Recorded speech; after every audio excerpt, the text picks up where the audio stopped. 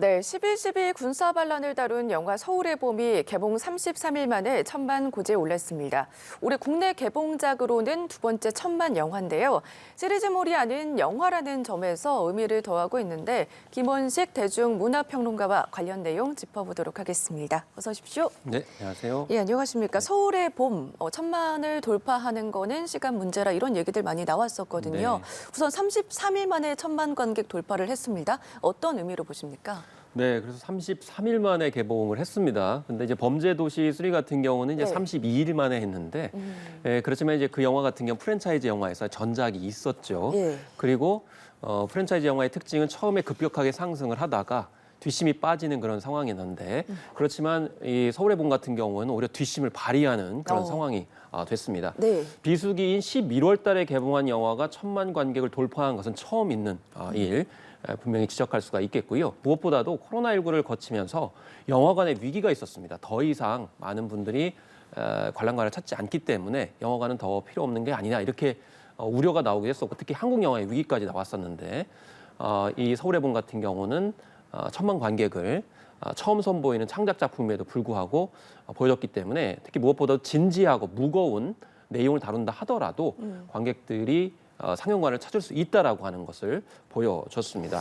그래서 앞으로의 영화의 어떤 가능성 이걸 새롭게 자리매겼다는 그런 가치가 있겠습니다. 네, 말씀해 주신 것처럼 이게 12.12 사태의 무거운 상황을 그렸고 극장의 비수기인 11월에 개봉했다는 점도 좀 눈여겨봐야 할 것 같은데 그럼에도 불구하고 이렇게 33일 만에 천만 관객을 돌파할 수 있다는 거 평론가님이 보시기에 비결은 뭐라고 보십니까? 일단 소재도 소재였습니다. 우리가 이제 잘 아는 듯 싶지만 잘 모르는 내용이고요. 특히 젊은 세대 입장에서는 더욱더 그런 측면이 있었습니다. 그렇지만 소재 때문에 반드시 천만 관객 돌파한다는 것은 가능하지 않죠. 무엇보다도 영화 연출 관점에서 봤을 때는 굉장히 잘 만든 영화 중에 하나 되겠습니다. 그래서 쿠데타를 일으킨 세력과 이것을 막으려는 세력 간의 긴장감 넘치는 구도, 특히 관객들이 무엇을 보고 싶어 하냐면은 1979년 12월 12일 밤사이에 무슨 일이 있었느냐 네. 이거를 다큐멘터리처럼 사건에 충실해가지고 보여줬기 때문에 박진감 넘게 몰입할 수가 있었다라는 점 이것이 가장 큰 특징이죠. 그리고 이제 대중적인 서사 전략의 승리라고 생각합니다. 예, 특히 이제 2030 세대를 중심으로 뜨거운 반응을 이끌어냈거든요. 이제 처음에 이제 서울의 봄이 개봉했을 때 SNS에 이제 심박수 챌린지가 올라오지 않았습니까? 저도 영화 네, 보면서 해봤는데 맞습니다. 그뿐만 아니라 보고 나서 N차 관람을 하기도 했고요. 뭐 체감하지 못했던 사실을 영화를 통해서 간접 체험하면서 다시 한번 관심을 갖게 되는 거 이거야말로 영화가 주는 힘이 아닐까 그런 생각이 드는데요. 그렇습니다. 이 말씀하셨듯이 이제 심박수 챌린지가 네. 많이 화제가 됐는데요.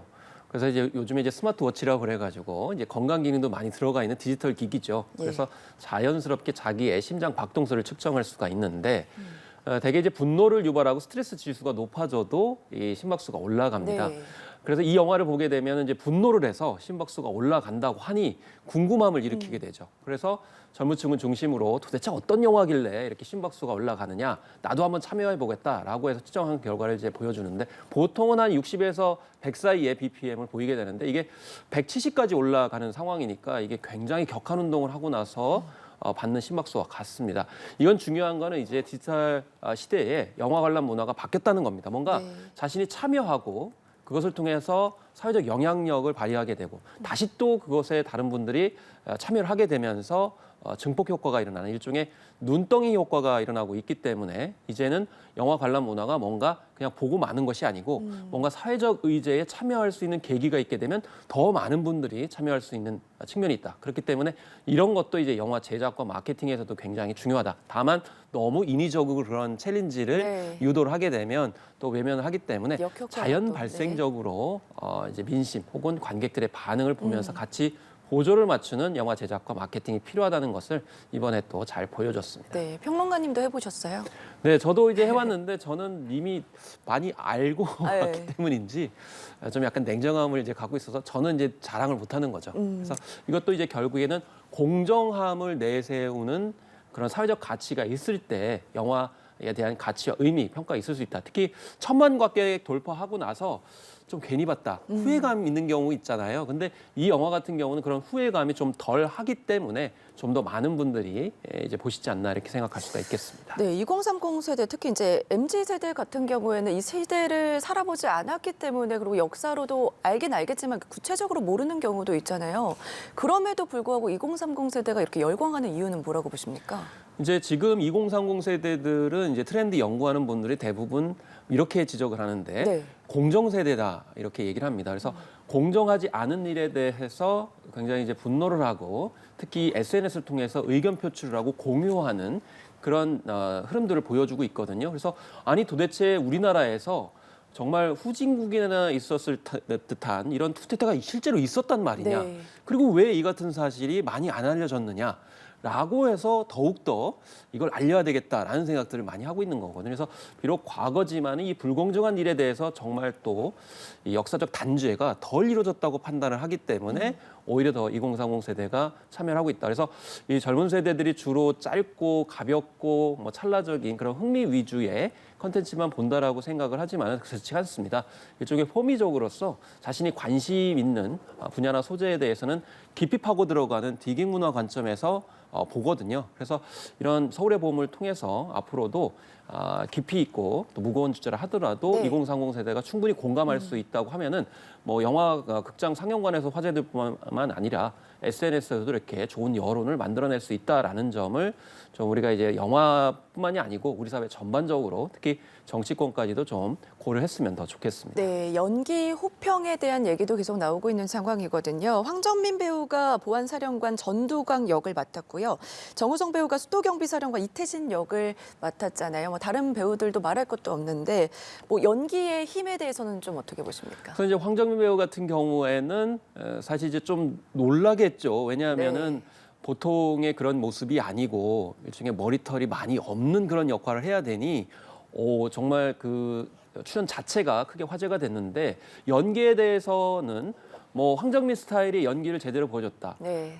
이런 어떤 평가도 있고 또 한쪽에서는 전두광의 그런 새로운 캐릭터를 창출했다라면서 화제가 많이 됐는데 그걸 위해서 굉장히 노력을 많이 했고요. 그다음에 이 영화에서 가장 멋지게 나온 캐릭터는 정우성 배우가 네. 이제 역할을 했었던 이태신 장군 역할이죠. 원래는 장태환 장군의 그런 모습을 이제 보여주는데 그 전에도 제5공화국 같은 그 드라마는 있었는데 그때는 이태신 이제 캐릭터의 원래 모델인 장태환 장군을 그렇게 부각을 하지 않았었거든요. 근데 이번에는 두 인물을 전반적으로 대립적으로 보여주게 되면서 긴장감과 흥미도를 높여주게 되면서 네. 결국 대중적 흥행까지도 나왔다. 그래서 그 외에도 많은 그런 배우들이 역할을 했기 때문에 그런 점에서 흥행의 견인차 역할을 했다는 것에 있어서는 부정할 수가 없겠죠. 네, 서울에 보면 아무래도 출연 배우들에게도 남다른 의미가 되고 있는데 배우들의 개인 필모그래피도 다시 쓰게 했다는데 이건 어떤 내용입니까? 네, 그렇습니다. 이제 황정민 배우 같은 경우 이제 세 번째 1,000만 관객 네. 돌파를 했고요. 국제시장 때도 이렇게 조평을 많이 받았었는데요. 그다음에 정우성 배우는 사실은 우리에게 굉장히 많이 알려진 흥행 배우지만은 1,000만 관객을 돌파한 적이 없거든요. 이번에 첫 1,000만 배우로서 등극을 했고 또 김성수 감독 같은 경우는 이제 정우성 배우하고 많이 작품을 했었습니다. 네. 그동안 비트 1에 태양은 없다, 뭐 아수라, 무사 이번에 작품까지 5작품을 했는데 드디어 오랜 동안 협업을 한 결과 1,000만 돌파 영화를 만들어냈다라는 것이고요. 특히 무대 인사를 정말 많이 했습니다. 286회 해가지고 그때마다 정우성 배우가 빠지지 않고 무대 네. 인사를 했기 때문에 아마 관객들이 더 많이 운집을 하셨지 않을까 이렇게 생각이 들고 특히 박스오피스 1위를 28일 동안 했어요. 근데 앞선 영화 범죄도시 같은 경우도 24일밖에 안 됐고 밀수도 14일밖에 안 됐었는데 최장 박스오피스 1위를 차지했는데 노량 때문에 지금 주춤한 그런 상황이긴 합니다. 그리고 이제 황정민 배우가 머리털 없는 그 모습을 분장하기 위해서 뭐 보통 한 3시간 반, 네. 거의 100시간을 디테일하게 분장을 했던 점이 참 노고의 관점에서 봤을 때 대단하고요. 또 이 영화에는 군복이 굉장히 많이 등장합니다. 네. 그리고 구테타 과정과 또 막는 과정이기 때문에 고위 장성 군복들이 사단별, 군단별로, 계급별로 많이 등장하다 보니까 거의 280에서 300벌 정도의 군복이 필요해가지고 그걸 분류하는 데도 어려웠고 배우만 해도 68명이나 이렇게 출연했기 때문에 그런 점에서도 진기록이 굉장히 많다. 그래서 앞으로도 이제 계속 진기록은 쏟아지지 않을까 이렇게 생각을 하고 있습니다. 예, 천만 영화 서울의 봄, 이제 천만 영화를 넘어서 최종 관객 수가 얼마나 될지 이 부분에 이제 관심이 쏠리고 있는 것 같습니다. 네. 어느 정도 예상하세요? 그래서 범죄도 시리즈 네. 같은 경우는 1,000만 돌파하고 나서 68만 명밖에 더하지 못했어요. 그거는 이제 프랜차이즈 영화의 좀 한계점인데 네. 처음엔 막 이제 파죽제수로 가다가 힘이 빠지거든요. 근데 이 작품 같은 경우에는 지금 노량이 개봉했음에도 불구하고 어제만 해도 5, 60만 명이 봤거든요. 때문에 원래는 이제 내일 정도 1,000만 돌파할 줄 알았더니 지금 앞당겨진 겁니다. 그러니까 흥행세가 지금 줄어들지 않고 있는 그런 상황이거든요. 아마 오늘도 뭐 그 정도 보실 것 같고 내일도 보실 것 같은데 그러면 이 추세대로라면 1,500만은 가능한데 최고의 흥행작은 우리나라 영화 명량이 네. 1,700만이거든요. 근데 다만 지금 변수가 있는 것이 노량이 지금 흥행을 보이고 있기 때문에 네. 노량의 어떤 흥행 추세에 따라서 약간 힘이 빠지지 않을까. 그래서 1,200, 1,300만은 뭐 달성할 수 있지 않을까. 제 개인적으로 그렇게 생각을 하고 네, 있습니다. 크리스마스 연휴도 남아 있고 또 연말 연휴도 있기 네. 때문에 N차 관람하시는 분들도 있어서 얼마가 될지는 조금 지켜봐야 할 것 그렇습니다. 같습니다. 그래서 N차 관람이 이제 변수인데 네. 대체적으로 1,000만 가는 영화들이 후회하시는 분들이 많기 때문에 혹평이 있어서 뭐 예를 들면 평점이 떨어지고 네. 이러는데 이 영화는 이제 그런 게 없기 때문에 좀 뒷심도 여전히 있을 것 같다라는 생각이 듭니다. 네, 기대를 좀 해보겠습니다. 앞서서 좀 언급을 해주셨어요. 노량, 죽음의 바다, 지난 20일 개봉을 했잖아요. 이게 네. 100만 관객을 돌파하며 순항 중인데 김한민 감독이 10년에 걸쳐서 만든 이순신 작품 시리즈 마지막 네. 작품이죠. 그렇습니다. 우리나라에서는 이런 사례가 없고 세계적으로 좀 드문 사례이거든요. 네. 처음부터 3부작을 아예 얘기를 했습니다. 뭐 어벤져스 시리즈 같은 경우도 처음에 예견을 하고 그렇게 제작을 한 건 아니거든요. 그래서 2014년에 명량이 개봉을 해서 이때 1,700만 명을 돌파를 했고요. 네. 그 뒤에 흥행이 있어가지고 좀 더 집중을 해서 그 뒤 작품이 바로 한산이 되겠습니다. 한산은 작년에 개봉을 했습니다. 그리고 노량은 올해 개봉을 했는데 원래는 노량도 작년 연말이거나 올 초에 설날에 개봉을 하려고 했었는데 코로나19 때문에 좀 여의치가 않았습니다. 그래서 원래 이제 한산 같은 경우도 2021년에 개봉을 하려고 하는데 코로나19 사회적 거리두기 때문에 미처 개봉을 하지 못하고 작년에 개봉을 했고요. 그때도 이제 670만 정도 이렇게 동원을 했는데 이번에 이제 노량이 네. 개봉을 했는데 김한민 감독은 이제 겨울철에 개봉을 하려고 그동안 이제 많이 이야기를 했습니다. 사실 여름에 개봉을 했을 수도 있는데 왜 겨울철에 개봉을 하려고 하느냐? 사실 노량해전이 겨울철에 벌어졌기 때문에 그런 어떤 실제 해전이 벌었던 계절과 맞추려고 올해 12월에 이제 개봉을 하게 된 것입니다. 네, 이순신 시리즈의 마지막 작품입니다. 노량. 이제 첫 편 명량이 2015년에 최고 관객수 1위에 올라서 아직도 깨지지 않고 있는 상황이거든요. 지금까지 좀 상황을 봤을 때 마지막 편 노량은 뭐 시리즈들과 비교를 했을 때 어느 정도 나올 거라고 좀 보십니까? 사실 이제 뭐 이거는 이제 김한민 감독이 밝힌 내용인데 네. 원래 이제 3부작으로 만들 때도 노량이 가장 불리하다 이렇게 언급을 했었어요. 왜냐하면 이순신 장군이 이제 목숨을 잃는 내용이 나오기 때문에 그런 면에서 먼저 순차적으로 하는 것이 아니고 명량이라고 하는 굉장히 극적인 그런 작품을 먼저 내보여서 관객 팬들을 많이 모은 다음에 가장 통쾌했던 한산을 거쳐서 노량에서 마무리하겠다 이렇게 밝혔거든요. 이 노량 같은 경우는 지금 첫날 20만 명을 동원을 했고 네. 나흘 만에 1,000만의 이제 순항을 이제 달면서 나흘 만에 100만을 돌파했습니다. 그래서 앞선 전작들이 있기 때문에 어쨌든 추세는 폭발적으로 처음에 이제 가게 되는데요. 다만 변수가 뭐냐면 서울의 봄입니다. 서울의 봄이 지금 어느 정도는 추세가 좀 꺾여야 되는데 꺾이지 않고 있기 때문에 그러면서 두 작품이 경쟁을 벌여야 되는 그런 상황이거든요. 그렇지만 중요한 것은 이제 노량 같은 경우 해전씬이 무려 100분입니다. 네. 그러니까 명량이라든지 한산 같은 경우에는 상황을 설명해야 되다 보니까 네. 거의 절반 가까이가 다른 이야기들이 많이 들어있는데 이 노량은 아예 전투 씬에 초점을 맞춰가지고 제작을 했기 때문에 이 영화를 보실 분들도 전투 씬에 초점을 맞춰가지고 보시려고 한다 그러면 네. 훨씬 더 집중력 있게 보여질 수 있다. 그래서 10년 동안의 노하우, 10년 동안 해전을 기화로 한 그런 작품을 제작했던 노하우가 총 집결된다는 거죠. 원래 해전을 다룬 영화나 드라마는 제작하기가 굉장히 힘듭니다. 왜냐하면 네. 바다에서 촬영을 해야 되기 때문에 그리고 제작비도 굉장히 많이 들어가거든요. 근데 이 VFX라고 하는 특수 효과를 통해 가지고 아주 효율적으로 제작하는 방식을 터득했기 때문에 그 모든 그런 기술력들을 총 집결했다는 점에서 이제 보실 수가 있겠습니다. 알겠습니다. 코로나 이후에 이제 극장가에서는 OTT가 대체를 했기 때문에 영화를 많이 안 보시는 분들도 계셨거든요. 근데 연말연시 영화들이 흥행몰이를 이어가면서 영화계에서도 반색을 보이고 있는 상황입니다. 특히 이제 말씀해 주신 것처럼 역사 영화들이 흥행을 벌이고 있잖아요. 보통 네. 역사하면은 우리가 다 알고 있는 내용인데도 네. 불구하고 이렇게 흥행하는 이유에 대해서는 어떻게 보세요? 그래서 우리나라에서는 전반적으로 역사에 대한 관심이 굉장히 이제 많습니다. 그래서 이제 많은 분들이 세대를 불문하고 많이 있기 때문에 특히 이제 전 세대를 아울러야 천만 관객을 돌파하려면 네. 익숙한 소재에 이어야 되거든요. 잘 알려진 부분들. 12.12도 이제 잘 알려진 사실 같지만은 사실 모르기 때문에 이순신 같은 경우 잘 아는 것 같지만 구체적으로 해전이 어떻게 이루어지는지는 우리도 잘 이제 가늠이 안 되거든요. 이제 그런 부분들을 잘 보여줬다. 그래서 익숙하지만 잘 몰랐던 부분들, 또 보고 싶은 부분들을 잘 보여주게 되면은 특히나 영화관을 찾는 분들이 많다라는 거고요. 특히 이제 우리나라 영화들이 영화관에서 좀 외면을 받았던 이유는 뭐냐면 네. 영화관에 갈 이유가 있어야 됩니다. 그러려면 아바타처럼 굉장히 스펙타클한 모습들을 보여줘야 되는 측면들이 있기 때문에 이런 점들이 지금 흥행작들의 공통점이라고 이렇게 볼 수가 있겠고요.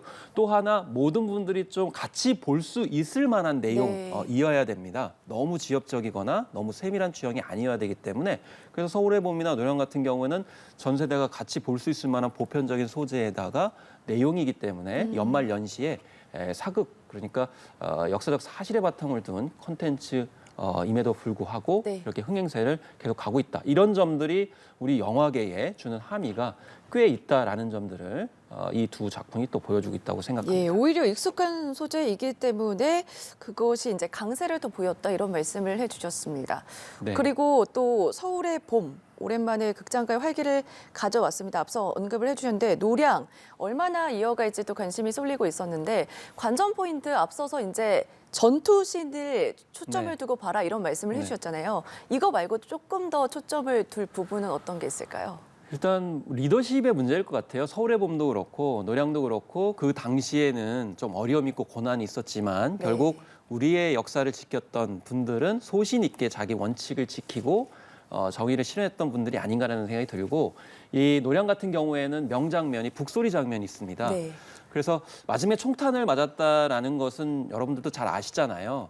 그런데 이 역사적 기록을 보면은 노량 해전에서 위험함에도 불구하고 직접 진두지휘했다. 그리고 북을 쳐가면서 진두지휘했다는 내용이 나오거든요. 그래서 이 영화에서는 진두지휘를 계속하면 북소리를 계속 울립니다. 그런데 총탄을 맞은 것 같은데도 계속 북소리가 울려요. 도대체 왜 북소리가 계속 울리는 것일까? 요게 우리나라에 지금 필요한 리더십의 어떤 모습이 아닐까 이렇게 생각이 드는데요.